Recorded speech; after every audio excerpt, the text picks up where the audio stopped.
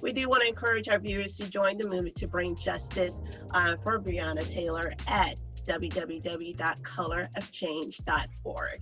And so right now we're going to move into the second part of our conversation, and I'm going to bring our esteemed panelists on. So if you just give me one moment. These powerhouses. Yes, we're going to bring in some powerhouse ladies here.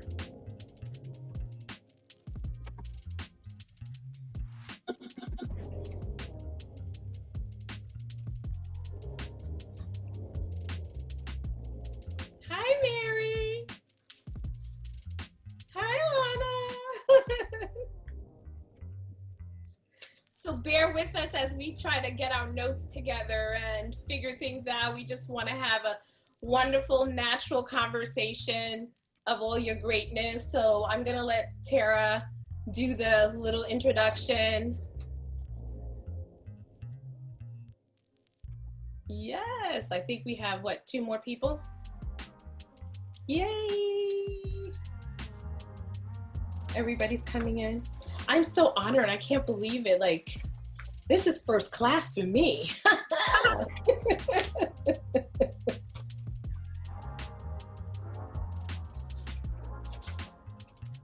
All right, so we're going to start with segment 2 of today's conversation.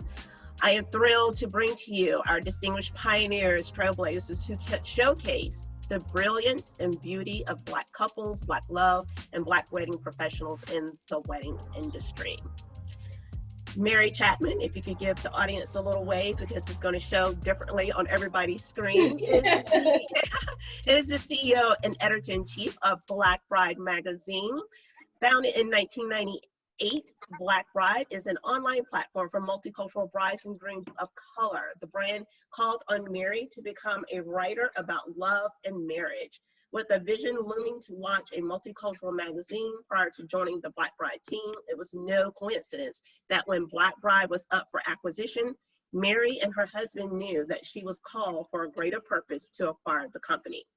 With a complete transformation in 2010, the company has grown exponentially while maintaining a powerful 22-year internet presence.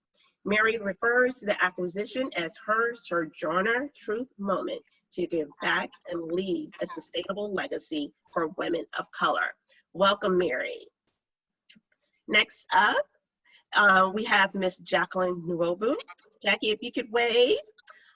Is CEO and editor-in-chief of Moonluchi Bridal magazine, the leading national distributed wedding magazine and online wedding marketplace, catering to multicultural couples and serving the wedding and events industry. Since the launch of Moonluchi in 2010, the brand has grown to be an industry leader with a robust multicultural marketplace and social media influence of over 600,000 followers worldwide. With a strong and focused vision to champion diversity, Jacqueline has successfully disrupted the industry to influence positive change and inclusiveness. Her TEDx talk on reshaping an industry one talk at a time has received rave reviews. Welcome, Jackie. Miss Eliana Bosicolt. Did I get it right, Eliana? Got it, you got it. Okay, thank you. Is a creative powerhouse. In 2017, Eliana launched the Be Collective magazine to address the growing need to showcase the work and talent of minorities in the wedding and events industry via the print market. In 2018, she expanded her vision and filled another gap in the industry with the Be Collective Awards to recognize and honor the industry's best and brightest, the nation's top men and women of color who currently create in today's industry. Continuing in 2020, Eliana launched the Bespoke podcast, which invites listeners on a journey discussing topics such as weddings and events, business tips, and real-world applications. The LEB brand will continue to grow and flourish, and so that everyone can be inspired, be bold, be elevated, and be celebrated. Welcome, Eliana. Thank you. Next up is Miss Alana Walker. Alana, if you could wave to the audience. Alana entered the wedding industry as a certified wedding planner in 2009, planning a wedding for a former classmate who was stationed in Afghanistan. From that point forward, her career took off in North Carolina, in the North Carolina wedding market, and soon affording her opportunities to work outside of the state and country. Her work has been featured in various magazines and blogs and has won several awards, including Aaliyah's Trinity Award for Event of the Year, Best Wedding with a budget of $75,000 plus, and more. After noticing a void of features for beautiful Southern weddings of color in 2014, she decided to create Southern Noir Weddings, a wedding resource for inspiration for the bride of color getting married in the South. Celebrating Southern Black wedding beauty and culture, as well as uplifting wedding vendors who service them, is what Eliana is most proud of. In 2018, she also created the Southern Noir Weddings Bridal Experience, another way to support vendors. JC Banks, if you could wave. Yay. From the commencement of her professional career, JC Banks always had a passion for and worked in the legal field. She has devoted the majority of her time creating better and more equitable lives for those around her. Mrs. Banks received a degree in criminal justice from her undergraduate studies, and she went to receive a JD with a concentration in patent law.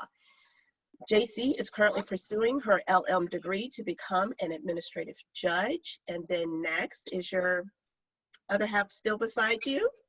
No, he's actually working. He's actually working. Okay. So he had to disappear on us. He was on here earlier. He is the other half of Web Mobile. So we're going to talk a little technology with JC today. So thank you everyone for joining us, and we will begin. Meredith, do you want me to start with the questions, or you want to start?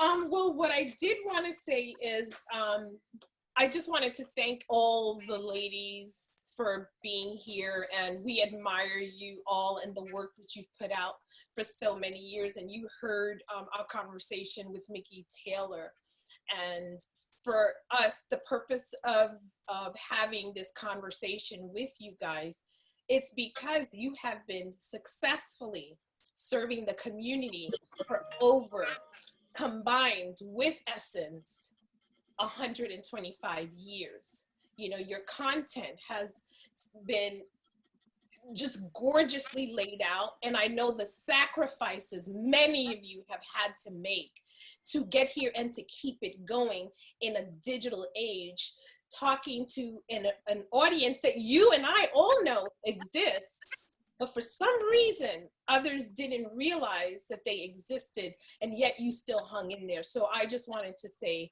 you know, thank you for making the time out of your busy schedules for even having this conversation in such a crucial time where weddings, COVID, you know, racism is all being addressed, but you guys still have to make pretty pictures.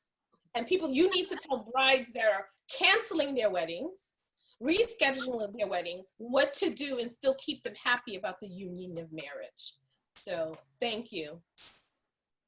Tara, it's yours. Okay, so we'll get started. Let's talk a little background with you ladies.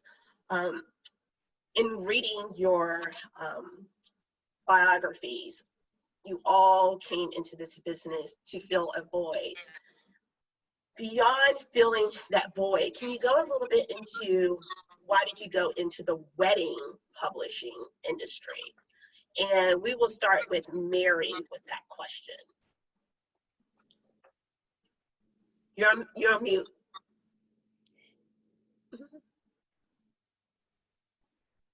First of all, I want to say that I am truly honored to be on this panel with all these esteemed, women that, you know, that I don't know everybody. You know, it's been a while since I have talked to some of the ladies on the call, on the panel, but I'm really honored to be invited to the table. So thank you guys for, Meredith, you and Tara, for bringing me to this table, this very powerful table of women and with the collective, you know, experience and work that we're all doing. And you know, I'm pretty full right now, you know, off of listening to Mickey Taylor.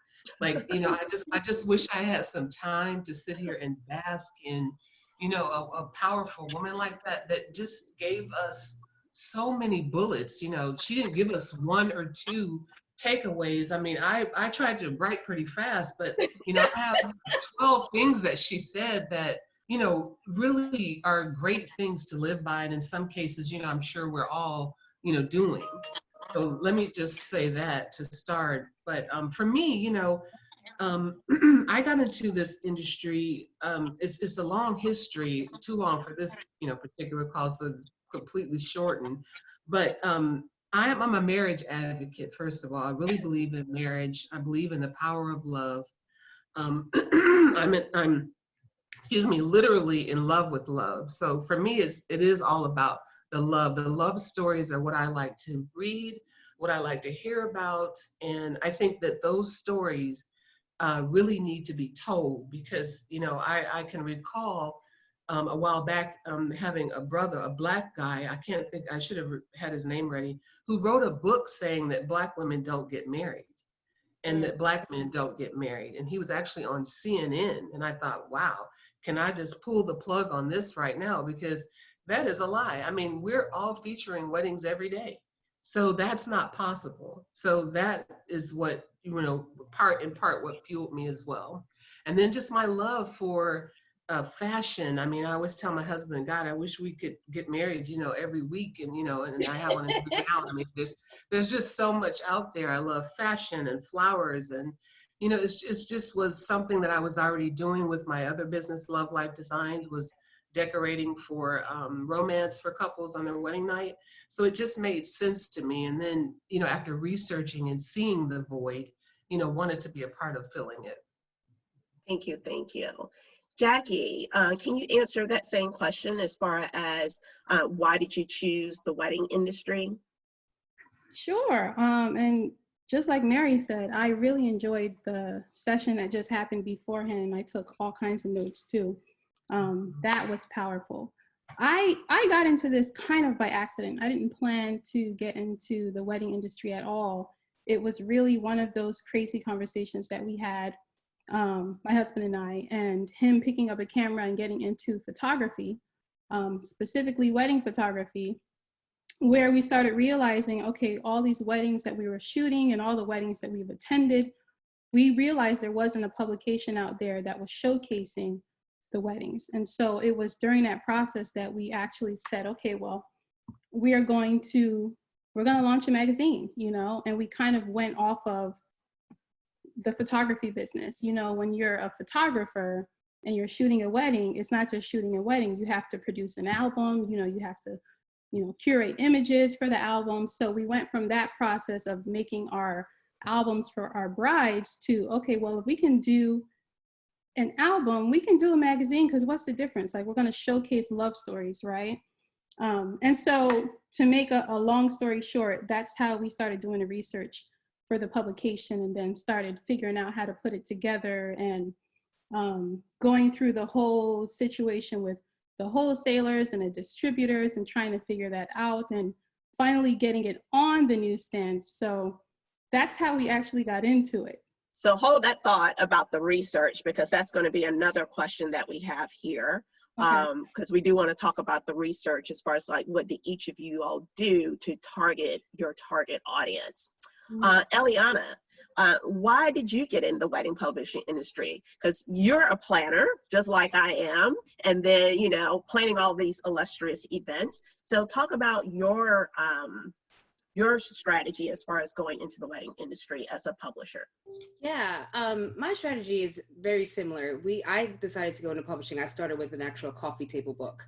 So at that time, you cannot, and still to this day in 2020, you cannot walk into any store, Barnes and Noble, Books and Million, whatever it's called now, and see a woman of color on the cover of a book, you know, and that's the first thing as a bride, especially a Black bride, you're excited, you want to go and buy a planner, you're buying all the magazines, you're buying everything that you could imagine.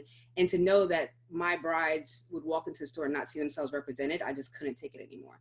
So it started with the coffee table book. From there, the magazine just kind of grew from the industry just saying, hey, you know, we want to be a part of it. What else can we do? And I said, well, I'm not going to do a coffee table book including everyone. The next step was just to add to the market of the magazine world. And our approach is a little bit different. It's not just weddings. It's maybe about 60% weddings, 40% celebrations, because as we know, as the Black community, we celebrate any and everything, you know? So I wanted to highlight all of the high-end events that happen throughout the nation. Awesome, thank you. Alana, talk about your aspiration to create the Southern girl. I'm a Southern girl at heart myself. So talk about that aspiration and how us Southerners think.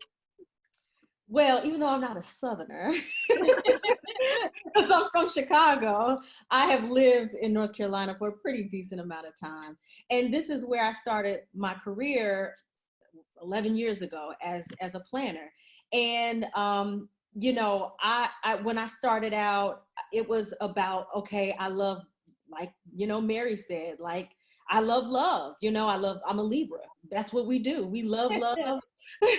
We love beauty. We love harmony. We love all those things. And so being a wedding planner was, it was natural. And so as I'm going through my career and, you know, I am seeing wonderful things through Black Bride and Mona Lucci, and just, you know, being able and honored to be a part of their publications and their blogs and things of that nature. You know, I thought to myself, oh my God, there's so many beautiful specific cultural things that happen in the South, in Louisiana, in Charleston, in Virginia, in Tennessee. And I felt like there was something that needed to be just dedicated to that. And so that's where Southern Noir came in. It's not necessarily something that's about, you know, overly glitz or overly glam or anything like that, but more so just celebrating the culture, the different cultures that happen within Southern Black weddings. Thank you, thank you. And to back up a little bit from one of the comments that Jackie said, as far as the research, testing the market, and I would say, if you can kind of highlight the overall as far as any publication, but were there any differences as far as being a Black publication as far as your research into getting to market? Who is that to? Jackie. Oh, absolutely. When we started doing the research to find out how to get the publication on newsstands, we found a distributor who signed us up very quickly, which we were happy about. But then they sent our magazine to Arizona and South Dakota and North Dakota and Alaska and Wyoming, and people couldn't find the magazine in Atlanta or DC, you know? So we had to go through the whole process of really I mean, we're talking years of printing publications only to have them shredded, trying to find out the process of how do we get our publication to places where Black people are going to find them. And we gave them a list, like, here's a list of 14 places you can send it to, and we'd always get the same thing. Well, because there aren't other publications similar to yours, we don't have anything to compare it to. And I said, well, just put it where Essence is.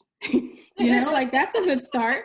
Essence is there, you know, the demographic is the same. So it took a lot of learning the hard way to try and figure out how to get the publication on the newsstands where our audience could actually find it. And when we eventually we made a decision to take it off newsstands, which was extremely difficult for us, because there will still never be a feeling like going into your grocery store and seeing your publication on a newsstand and then taking it from the back where they put it and bringing it up to the front, you know? Like, we did all that. Yeah, and it snapped the picture like, hey, I mean, we did all those things, but we had to make a decision when we really started to understand how print publishing and distribution works, that if we want to get the publication to our audience, we need to get it to them ourselves. We can't rely on a third party to determine where our audience is and how they're going to get the publication. So you tried the traditional route and then found out that you're being put to the back trying to do the traditional route. And so you pivoted, and now your audience purchases the magazines from you, correct? Correct. We give out the digital copies for free, and if they want a print copy, they purchase it from us, and it has worked tremendously for us. Okay. And Mary, may I just say, Tara, too, that just to add to what Jackie just said, that is in part why we as Black Bride have yet to publish, because of the fear, which, you know, fear is not something, I mean, fear is relative, is you know, wrapped up in a lot of things, but to invest, you know, that type of money into, you know, 10,000, you know, issues or better to go in these different stores, and, you know, seeing it marked up. I mean, I've had visions of that marked up, you know, with some hateful, look at the climate that we're in now person, or it just completely taken off the shelves in the back. So that's in part why we started with digital to begin with. But that, you know, Jackie, I can feel your pain, not even, you know, fully just knowing that, you know, what you guys went through with that. Thank you. You answered my question because I was going to you next. Okay. So thank you. So Eliana, your magazine is new within the industry. So what were some of your growing pains as far as testing the market and trying to identify like where your brand should fit?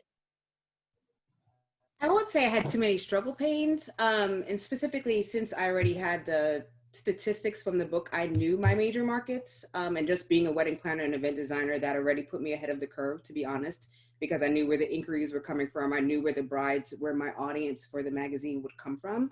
So for my very first issue, we had Time Inc. as our distributor, and they saw the vision right away. It literally was like an email from the vice president, let's go. And we had over 10,000 copies, all nationwide. The problem with that is that we just sold out really quickly. You know, we couldn't, I think our sell-through rate was about 86% on our very first issue. Since then, we have parted ways with our distribution. So we are only print. We don't have digital. The only time I will go digital is if I'm out of copies, because what happens is that if someone just finds, I'm on collection 4, if someone just finds out about us, they go ahead and buy the previous issue. So it's great to kind of watch that data come in and out, because I do get the report every single day. So we're kind of more, it's a little different than a traditional publication. We're not summer or fall, we're literally a collection. It's one time a year, anywhere from 300 to 400 pages of celebrations, because you cannot get through that magazine in one sitting, you know, so, and that's my goal. So I can't say I've honestly had a lot of challenges. I do speak to my community a lot and kind of hear like what they're talking about, what they're going through, what they're looking for. And because I'm with social media, I'm sure all of us, you know, you hear what the brides are asking for. They're in your DMs, they're commenting. I'm seeing what's tagged and what they are ultimately wanting to see, and I let that be the driving force. So you're leading to one of our questions that is a question down, but I'm gonna go ahead and let you answer it. When you're talking about what is it that your consumer is looking for? So how do you choose the content? When do you choose that the content is appropriate for your audience?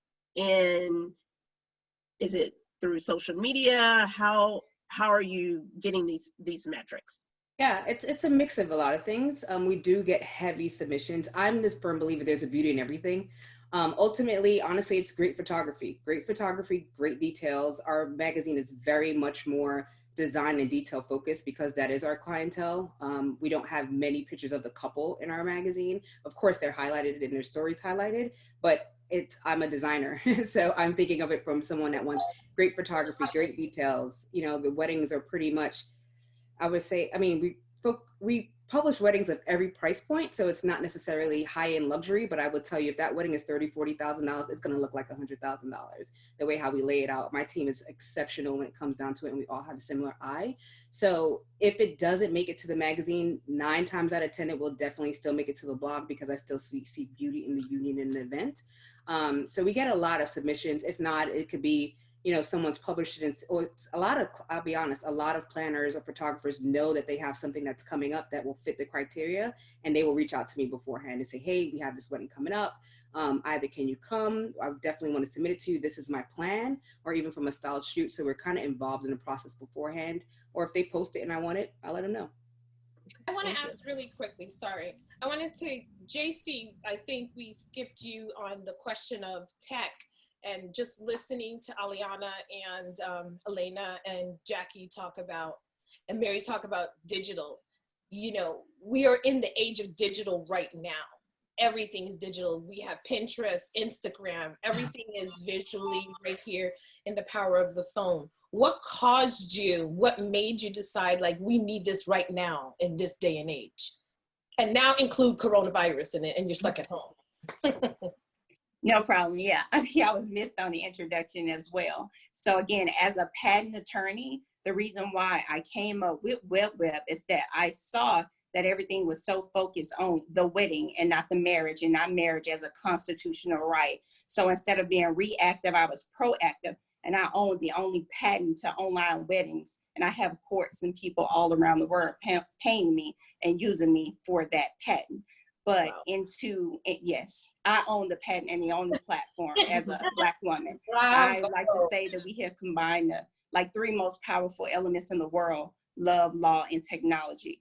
But into doing a lot of research, I did my research more on technology, on cyber jurisdiction, on marriage as a constitutional right. We just had the loving anniversary that just left. And also how I felt that so many people were focused on the wedding and not the marriage, and the marriage is the foundation. So I wanted to have a way for the military, or even people that are in jail, as a form of rehabilitation or a new way of eloping, because so many things were advancing, but not marriages, not to be able to get marriage licenses. So that was one of the reasons that, you know, I did Web, and after doing so much research, I'm saying from 2012 to 2015, 4 years of doing research, going to almost every country and every state and every courthouse, doing all the research and seeing that it was a need.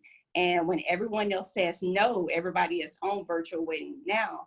But in 2015, no one believed it. No one gave me a chance. But now, you want to do it, you have to come through me, or you will write me a check. It's just how it works. Wow. And it kind of answers the question of you group seeing a gap, seeing that there was something missing, and you fulfilled the order, because the lack of diversity in the other mainstream publication caused us all to create a platform, build our own table, that led to all of these platforms, even though we were all challenged trying to decide whether or not, should I print, should I go digital, should I print, what should we do? But now coronavirus, COVID, is just like, oh, you still want to get married? That hasn't stopped. It's just been postponed. Mm-hmm.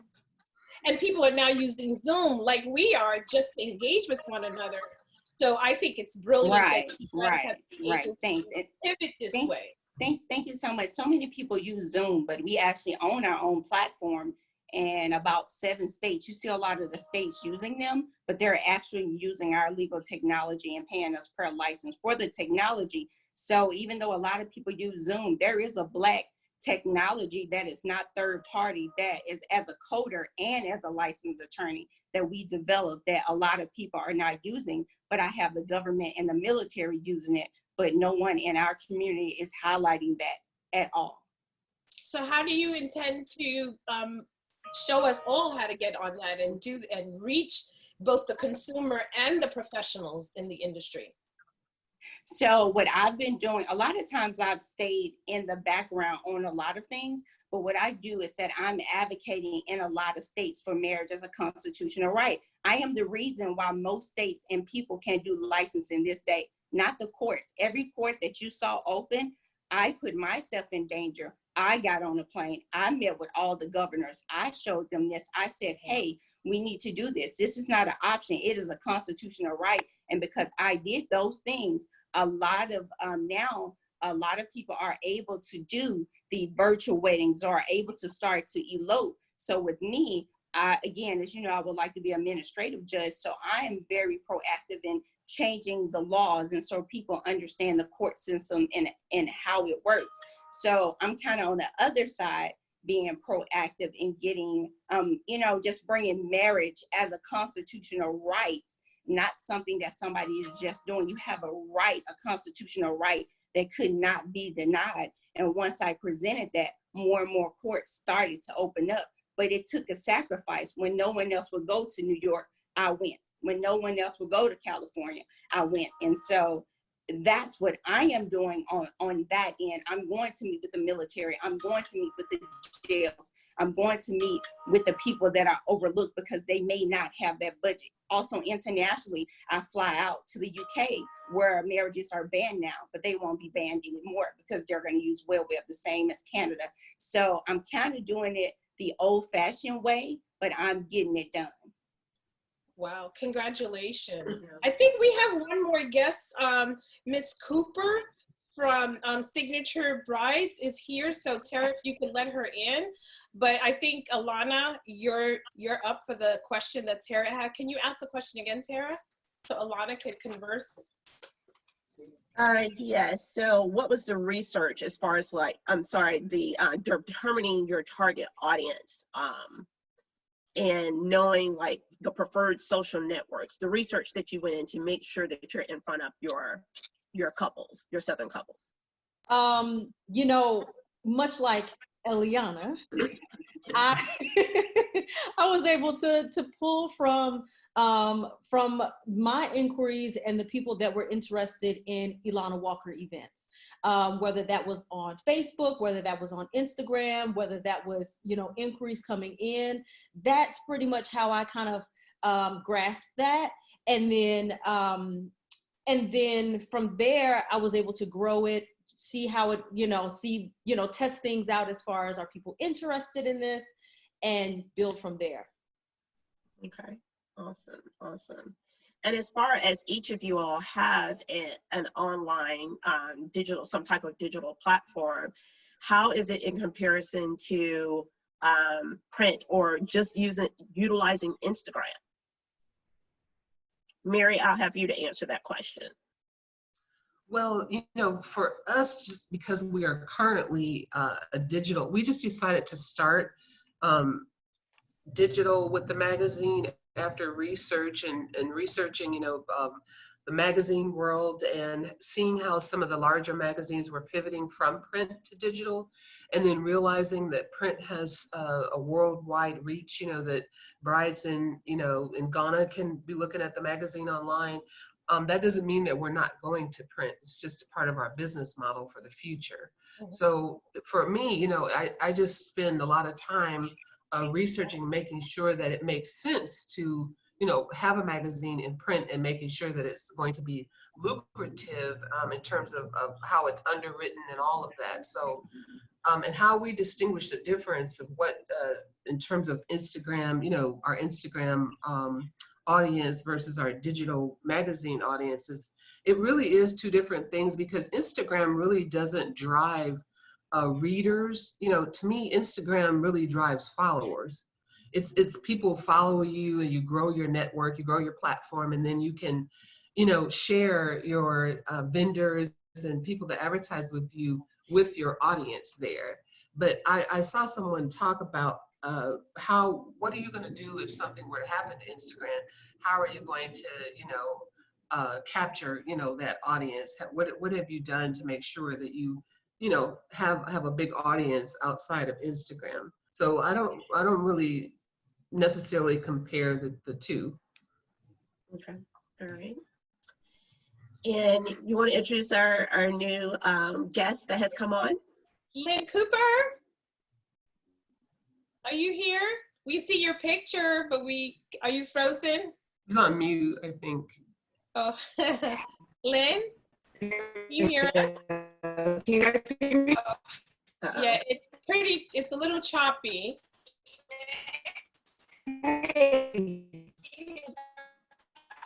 Yeah, it's very, very, very, very choppy. Do you want us to come back to you And when you come back, when you get that, we can come back with you without a problem. So I just wanted to quickly ask the question. Now, can you hear me now? No, it's really bad. Yeah, it's you're frozen. Maybe if you, sorry. I will try to come back to me now. Yeah, do you want to log out and then come right back in? Perfect. And let's see if that works. I think Mary and Eliana touched on this particular question that I, wanted to ask, and I know definitely JC, you said it, about the funding. You guys made the sacrifices, the hard sacrifice of investing in your business because of this market that was that's so underrepresented for the consumer that you're getting. Now with coronavirus and COVID and all that's going on, the PPP and all this other stuff that's happening, I personally didn't have access to any of that stuff. It took sacrifice on my family and just working jobs and taking gigs to give birth to what World Bride Magazine is.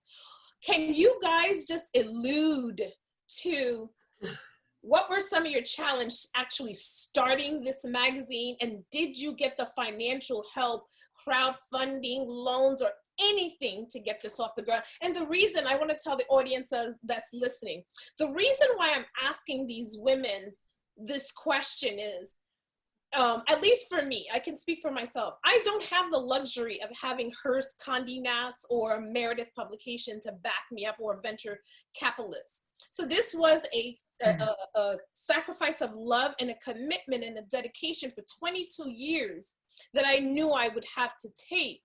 So I wanted to answer that question first, but turn it over to any of you ladies that can let our audience and our listeners understand how difficult and how long this journey has been for you guys.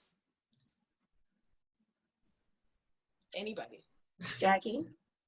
Sure. If we're talking about funding, it's already difficult to get funding as a Black female-owned business. So if you're trying to get VC capital, it doesn't matter what you do, whether it's technology, whether it's publishing, we're talking about less than 2 or 0.2% to actually get funding. So no, we didn't get any VC funding.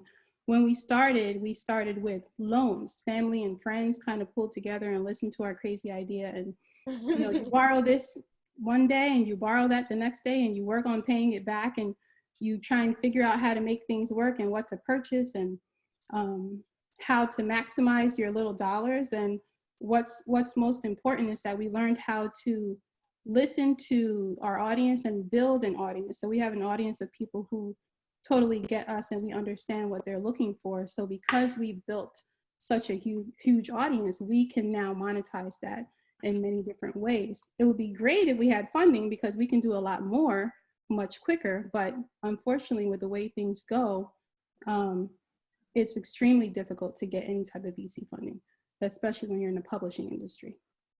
I would like JC to answer that question, since she comes from a legal background and would understand all of the terminology and whatnot. So I would love to hear your input on that.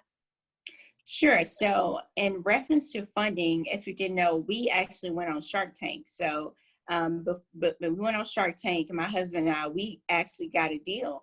But it's not, what everyone it thinks how it works. So before then, actually, my husband and I, we didn't know exactly what we were going to do. We just know we needed to do it. So instead of paying for a tech team, we went backwards. A lot of people look for funding if they have a, idea. But what we did is that we did everything ourselves. So we sent ourselves to school to Georgia Tech to learn how to code and did everything ourselves. And then we went on Shark Tank to get a deal, got a deal. And then it just fell through because they only wanted to buy us out. But what I was a little bit smart cookie into this because of my patent. I use it as a service mark. And so my technology, I basically sold it out to courts, and I used that to keep funding back into the business. And I went after corporations and got to deal with the military. So we actually self-funded, and I made sure that when I made the model that I had zero to no overhead costs. But what it took me as time. So it just took me a lot of time, but we self-funded, and it was very hard at the beginning because I thought that, okay, a Black woman, I'm gonna get a lot of money. And I found out that no, that's exactly not how it works. And I wasted a lot of time, and I also lost a year because when you go on Shark Tank, you can't do anything. So for a whole year, I was stuck not doing anything. And that's when I really did most of the research and realized, hey, I'm tired of going and asking out. We just have to do it ourselves and improve it. And so that's what we did. And right now we're about to actually go public. So for us, we took a different approach to it in the sense of self-funding and also having a model where it can make money for us while we grow with a service, with a service mark on it. But it's they really don't display when they or people put out that you can get money as a Black woman or PPE, or there's so many grants and so many of this. I did every pitch in the world, and it's not exactly what you think when you get into the contracts or when they say it's funding for a Black woman. They may say that, but that's not who is meant to be given to, just to be honest with you. Oh, I know that because I had to register my PR business as a minority. Well, I did minority-owned small business, and we can't win half the contracts we qualify for because somebody already had it and won it, but they just went through the tail just to confirm this, to say we tried, but nobody showed up for the job. It's pretty much the challenges that I'm sure you guys face. When it comes to advertisement, it's the same thing.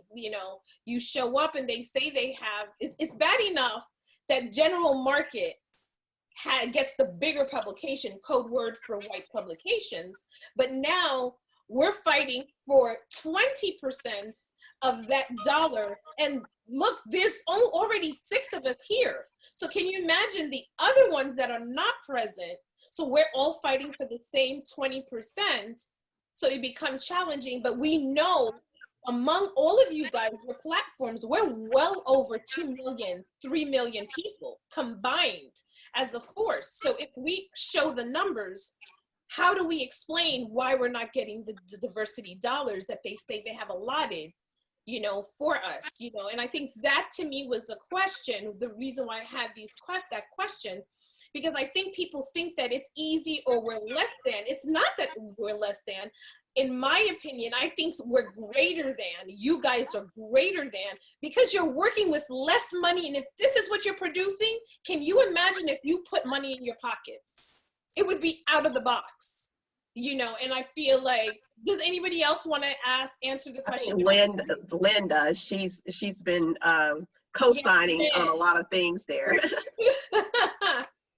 I mean, I think it's just hard right now. Over the years, I can remember, just going into businesses and they're saying, okay, we want to advertise for Black brands. And I'd be in a room full of white men who would tell me, okay, well, we don't need to advertise in this magazine or this particular radio show you're working on because we got Steve Harvey and he wrote a book, Think Like a Man, and I'm like, I'm like, come on.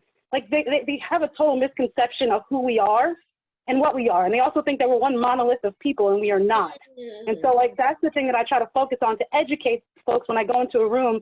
We are not just one thing, and to showcase our diversity across the world. Lynn, can you tell us your magazine, please? Because I want everybody to know what magazine you represent. Sure. I work with Signature Bride magazine. I am one of the co-founders. We actually launched back in the late 90s. They had a small bit of funding. They sold out and basically had to close their doors because they couldn't get the advertisers after a while. And now we're back. So I joined on last year after leaving Ebony magazine, where I was the integrated marketing director there. And so I'm really excited to bring my skills to show Black love. Wow. Congratulations. Thank Did you. anybody else want to answer that question before Tara takes it to the other one?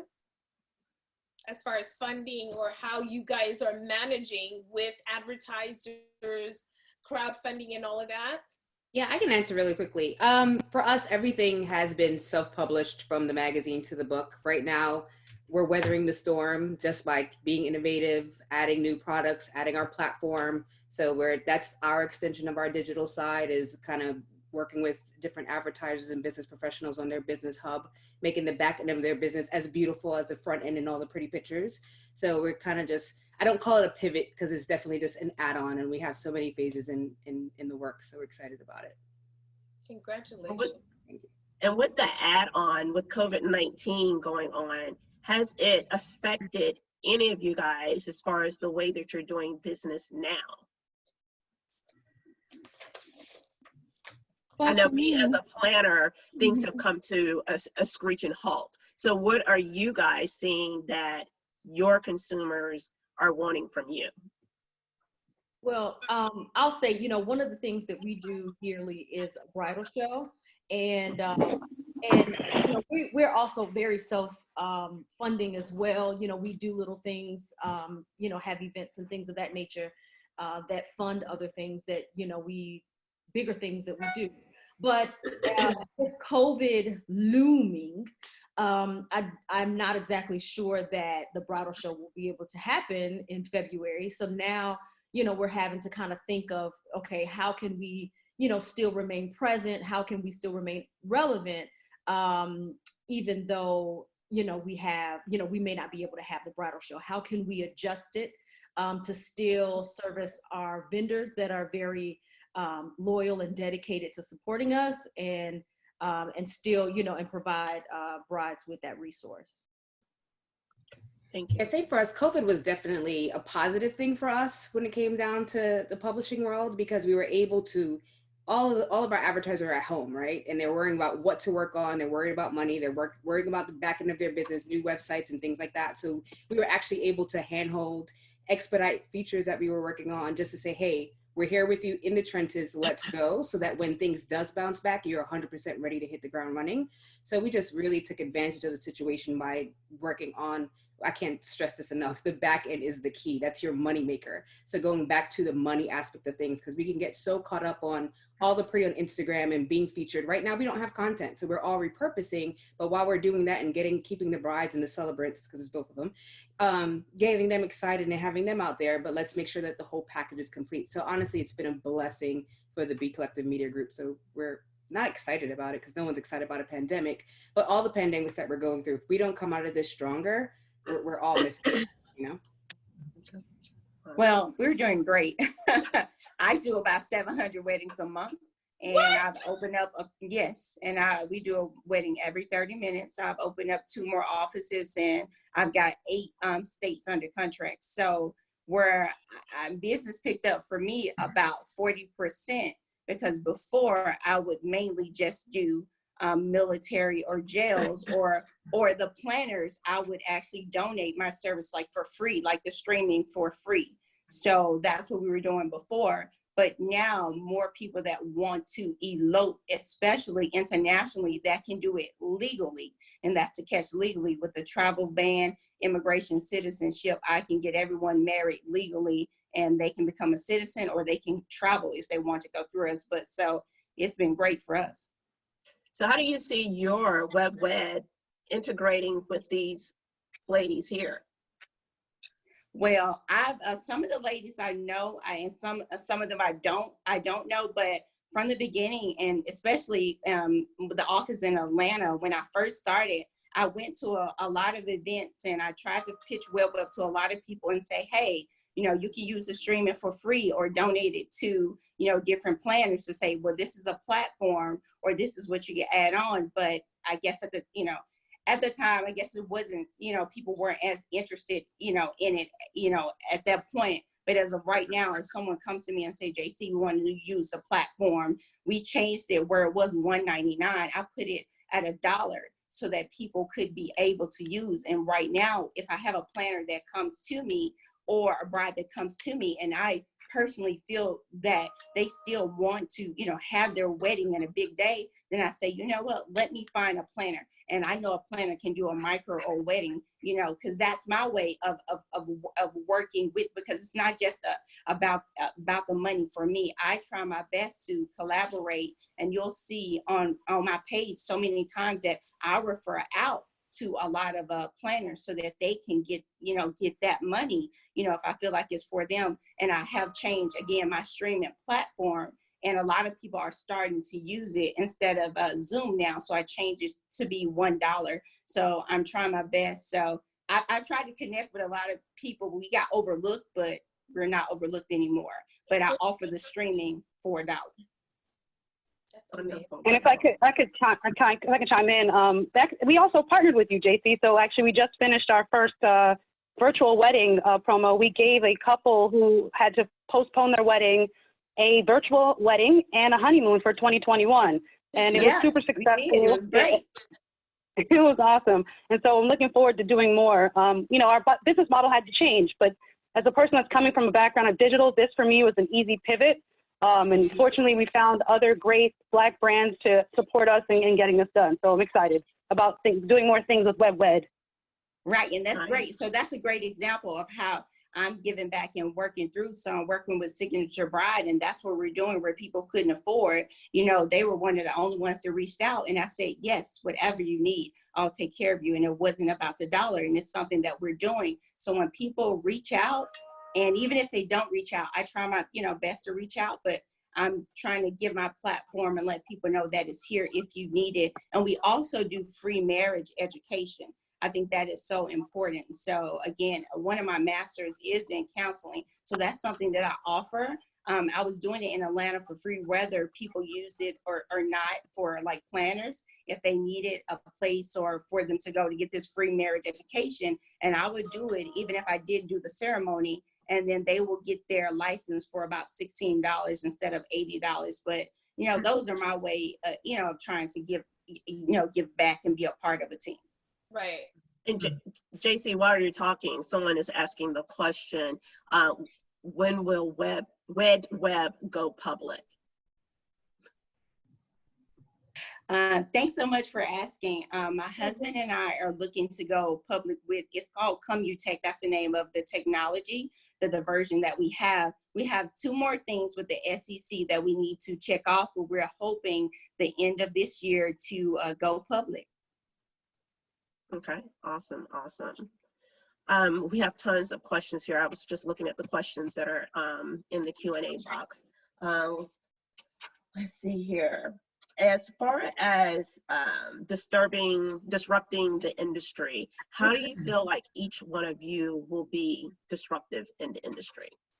You're already disruptive. So let the audience know, people that aren't aware of, you know, the brilliance of each and every one of you. What is it that you're going to do to just like knock it out of the park? Well, I can start. I feel like we just starting the publication back when we started was already being disruptive. Having more publications like we do now is really important. When we're talking about COVID and everything that has shut down, one of the things that's come out of it is being able to sit with the Procter & Gamble's and the Johnson & Johnson's, and maybe we can now get a bigger percentage of that, you know, that 20% they dedicate to multicultural, which is now broken down into like another percentage for Black and another percentage for Latina. There was a time when we couldn't even have conversations, but now because of everything that's happening, we can have those conversations and we can tell them about our audience and, you know, get some of those advertising dollars, which eventually will trickle down to everybody here because somebody has to get through and sit at those tables and make that happen. So just continuing to make sure that, you know, our audience is heard, that our multicultural brides and grooms are not being left out, and that all of us can thrive and succeed in some way. And truthfully, no matter what we're all doing here, we have to get advertising dollars in, whether they're coming from, you know, wedding vendors or they're coming from like the PGs and the Macs and the Revlons. They're gonna have to start listening to what it is that we're saying and really listening to our audience. So for me, a lot of conversations, new conversations have started happening because of all that's been going on. And I think it's really encouraging. I totally agree with that. I totally agree with that. I can remember when I first started, when I first took over Black Bride and, thinking big, like I like to do, and having gone to PG before and getting the no, because of course they want the big numbers. That's what they want. So, spending time to build your brand is really important as well. And, it's like you said, Jackie, having the ability to have someone be able to go in and crack that door open so that we all can walk through it together, I think is really important. But one of the things that, or some of the things that we've been doing, because I feel like before we really pivot, and just, having been in business long before I even took over Black Bride, I think that before we even begin to pivot, what we've been doing is listening to our brides who, call and they've been in a panic, and finding out what they need, especially to support them in the future. And those conversations can be long and they take up time. And so it's important, and as we were listening to Mickey say that, engage, and make sure that you stay engaged with who you desire to serve. And also with the vendors, we've spent a lot of time over the last 3-4 months talking to the vendors to see what they want, to see what's happening with them. How are they being affected by COVID? And now, with this whole racist, this whole issue with all of this murder and things that have been going on, it's a true distraction. So how are you going to stay focused? How are you going to pivot? I think that's a big buzzword, but to Ileana's point, pivoting, it's something that you have to be careful when you think about. What I think about it is I want to make sure that I don't abandon things that we've already been working on and that we weren't able to do because of COVID. And because we've been quarantined and we can't have meetings and, people aren't in the office, people aren't working at hotels, they're furloughed, so I don't want to go into 2020 and forget about 2021 and forget about what we wanted to do this year.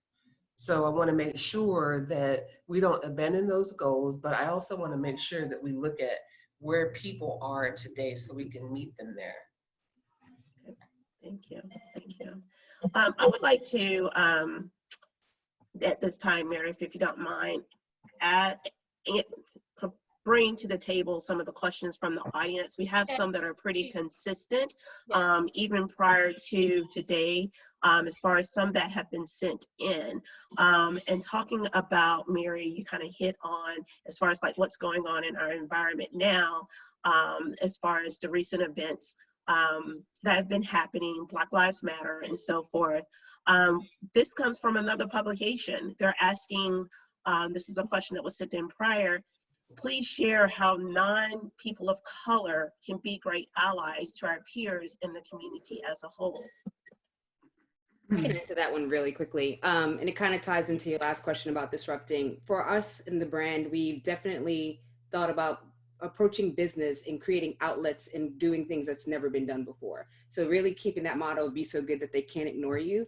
So everything from the award show that we have, from the platform, and what's happening now in our world, especially in the climate of our racial tension in the wedding industry, is that our partners and other publications are coming and saying, how can we support you? And literally having phone calls and saying, what collab makes sense? What genuine, authentic, because to me, that's the key, is that it needs to be genuine and authentic of how we can partner, what that looks like. And that will just open up opportunities for everyone. So we're kicking the door down kind of a little bit of a different way. So having our advertisers have opportunities that's beyond just an intern created list, something that's really genuine and just puts our face on the map.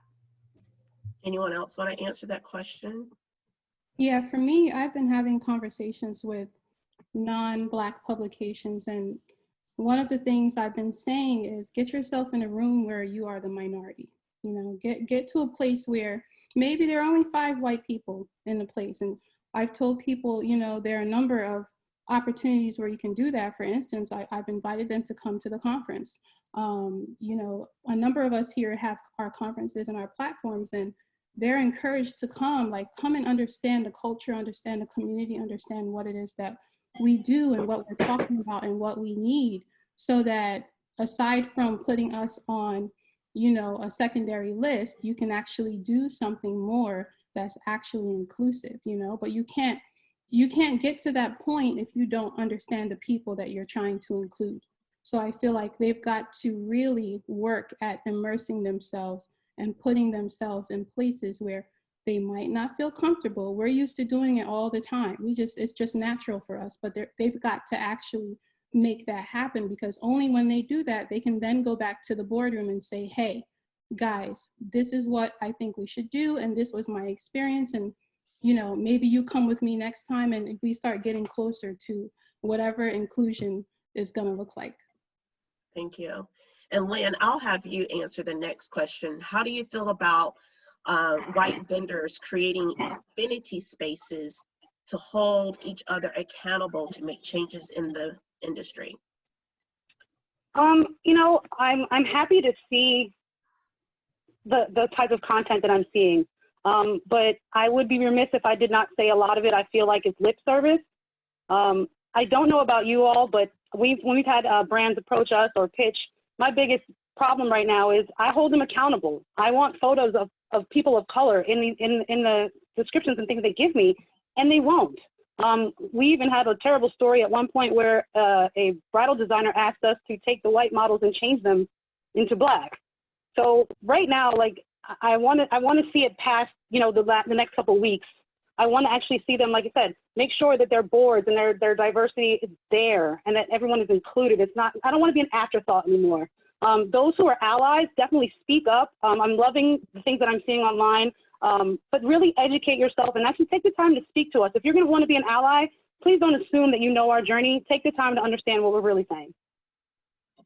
Thank you. Thank you.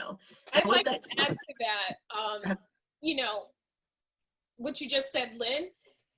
It's just so important. And I just had the opportunity to interview the woman that made the statement, fashion can do better, the bridal industry can do better, which is where we got the title from. So it's not something we made up. And she said, we can do better. And Christy, and she literally said that not only does the designers have to be held accountable, the brides also have to hold people accountable too. You hold the purse.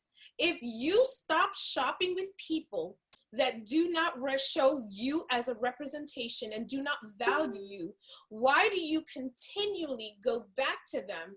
Because in my personal opinion, and I was hurt to hear it, when you have somebody from another publication that's comfortable enough to tell a vendor, you don't need to shop with a black or advertise with a black publication because we have black readers, you know, but yet you have nobody in your creative team that knows the black way of life, culture, or anything. And we're not talking about what you saw on BET. You know, that's just not fair.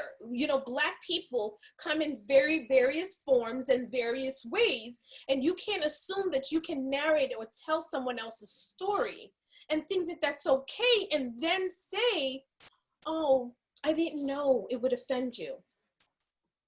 In what world are you living in that you feel that that's okay?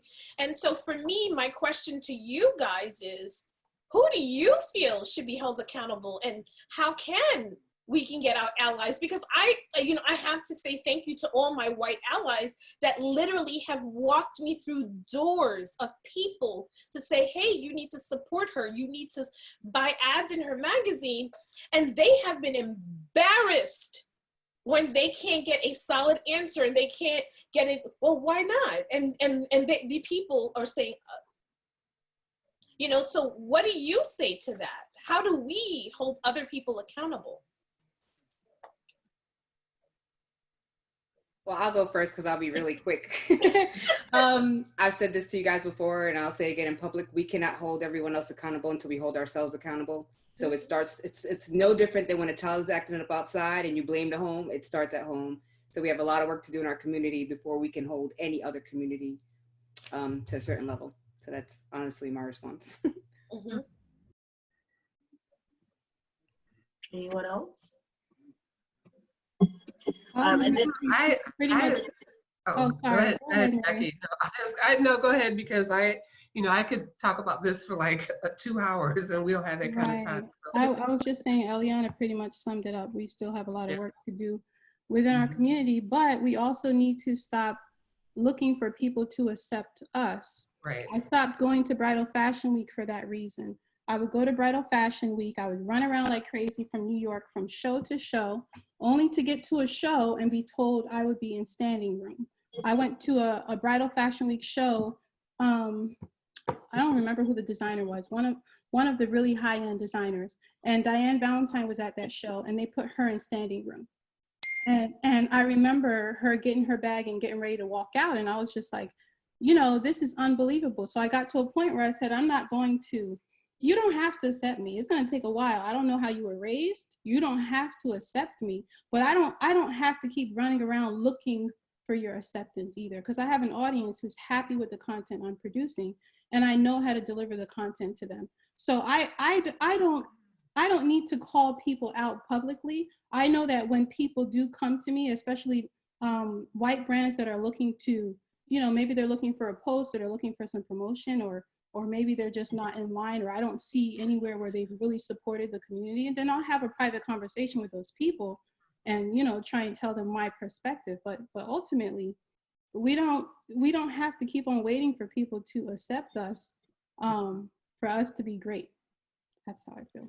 And I must add to that now, because, you know, I feel like, you know, when Mickey was talking about living through, you know, that era of the civil rights movement, myself, you know, as a child, like I personally don't think that we should, and I'm just going to say this, is hold people accountable for not doing things, because I feel like that's going to take away from the work that we're trying to do, trying to hold them accountable. Like we are, you know, in a struggle ourselves, so to speak. We have challenges, many challenges, in order for us to be successful, so that we can elevate our community.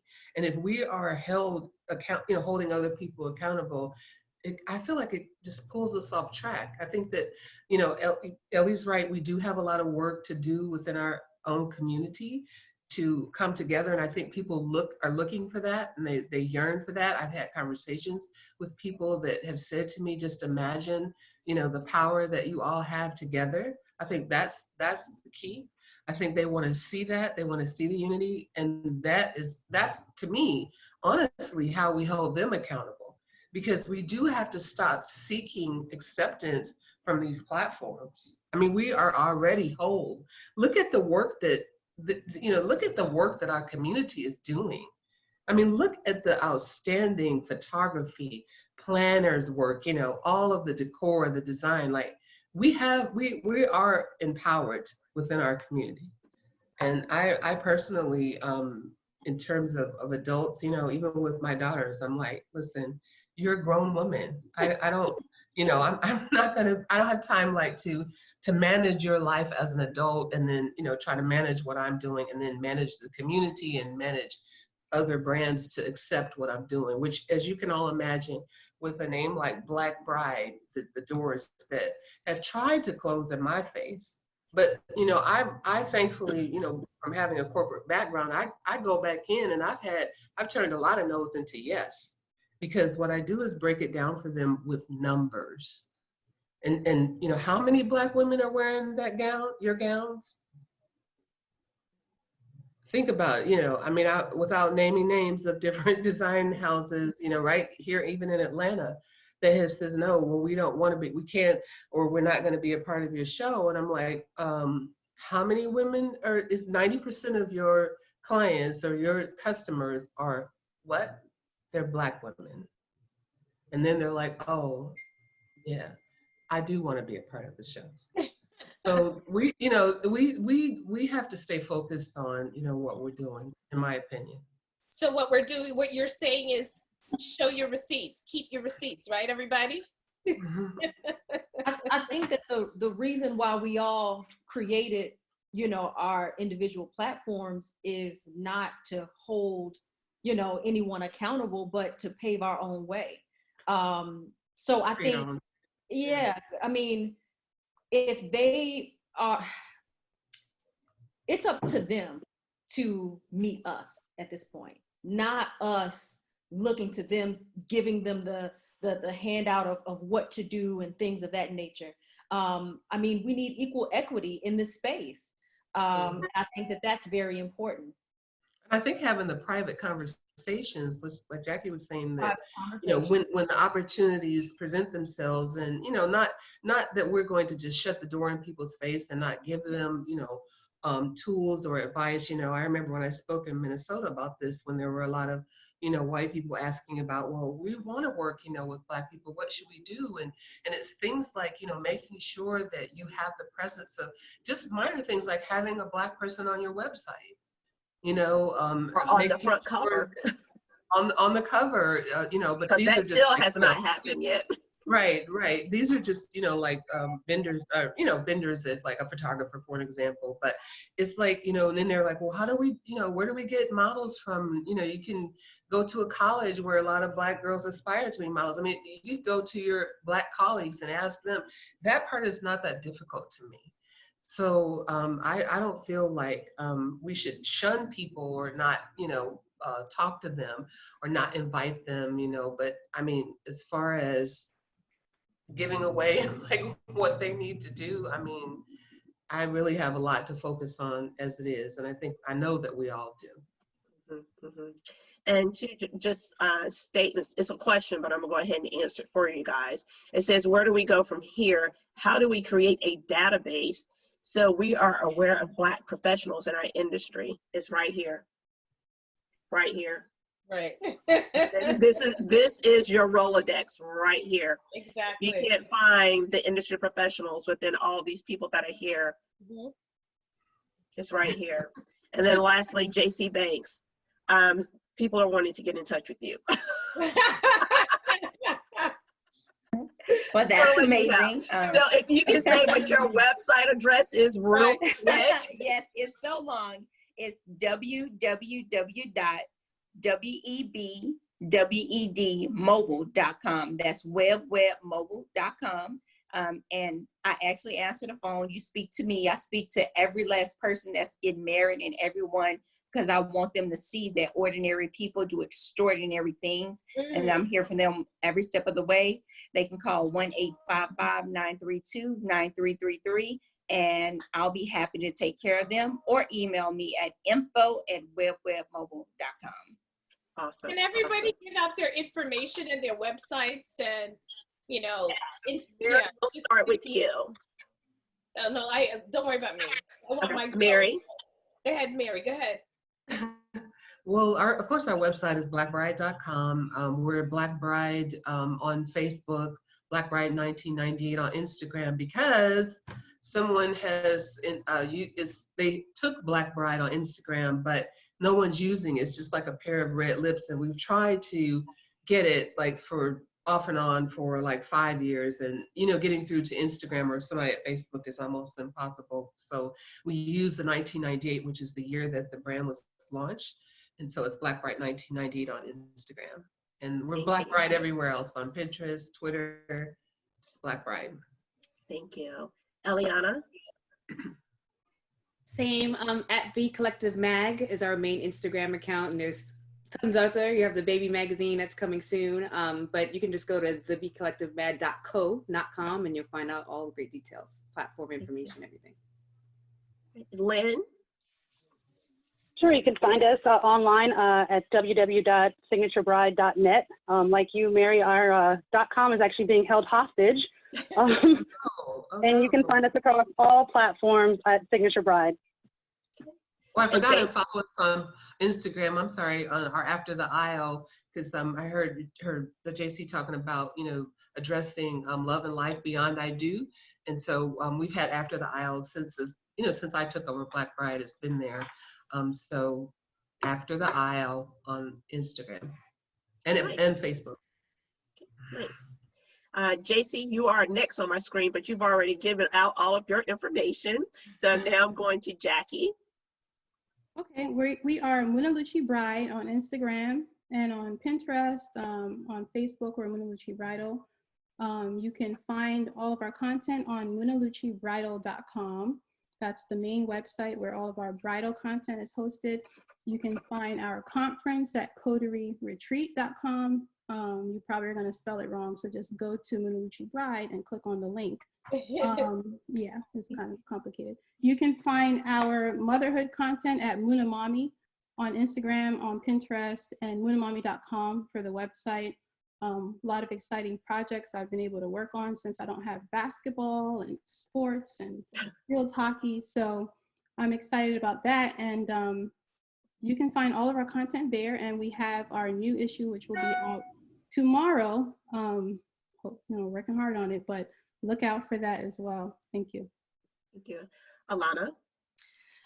I am at southernnoirweddings.com on Pinterest, on Instagram, on Facebook, on Twitter, and then of course the website www.southernnoirweddings.com. Thank you. Thank you, ladies. It has definitely been a pleasure to have you all here today, and I can't wait to see what each of you all have down the road, 2021 and beyond, because you're definitely disrupting the industry. Meredith, any last words? Yeah, I want to tell you guys, thank you so much for participating in this conversation of unity and solidarity amongst us, because we are trailblazers and we risk takers that, people don't often credit us for.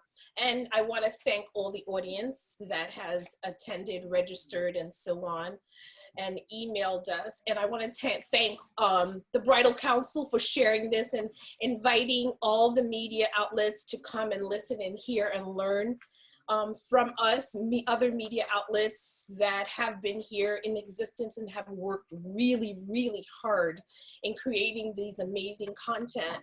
And so we just are looking for, we're not asking for permission, we're here. So you want to work with us, and thank you to all our allies that continue to support us and give us business, and the advertisers that are looking to do business with us.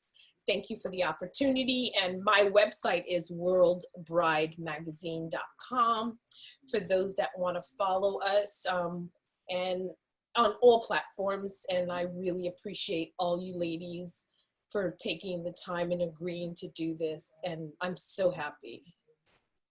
Thank you. Thank you. Thank you. Thank you all. Everyone Thank have you. Thank you. a wonderful, wonderful week. Thank you. You too. Thank Bye-bye. you. Bye. Bye.